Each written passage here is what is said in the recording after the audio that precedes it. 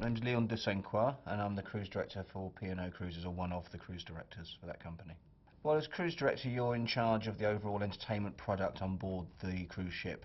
So I have overall responsibility for all the production shows, cabarets, guest speakers, the youth department and its activities, the musicians, lecturers, the entertainment officers, basically all the department, how it's run, when things happen, what people wear when they're at those things.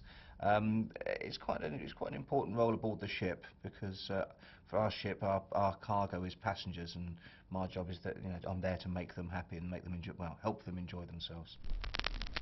I actually started off, and you wouldn't believe it to look at me now, but I actually started off as a professional dancer. Danced from the age of 2.5, 3 years old, hence the tap shoes. First things that I put on my feet, probably before a pair of Clarks went on my feet, a pair of tap shoes went on.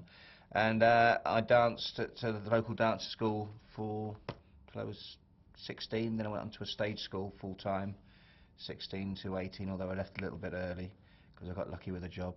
And I worked as a dancer that sang a bit professionally from the age of 17 to 35.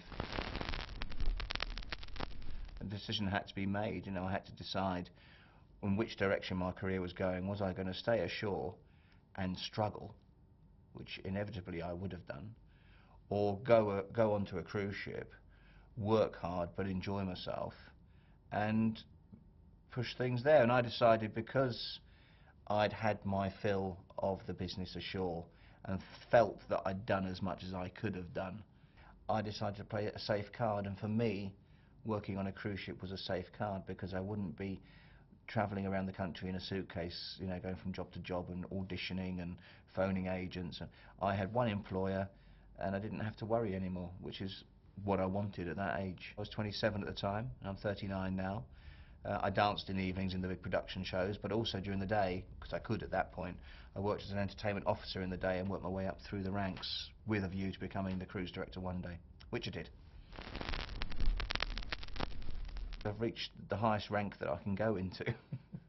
I can't actually go any higher in rank as far as my role on board the ship is concerned.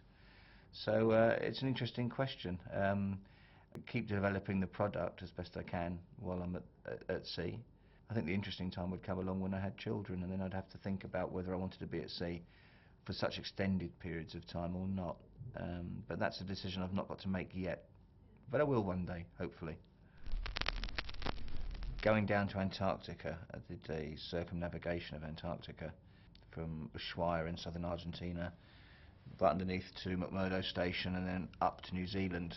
That was quite an epic journey, and one that I thoroughly enjoyed, because I love seeing incredible scenes of nature, and there's plenty of that, watching whales and leopard seals and vast amounts of penguins, etc. So yeah, I think that was one of the real highlights. I mean, I've been most places in the world that have got a port, but I'll never forget Antarctica, because it was so beautiful.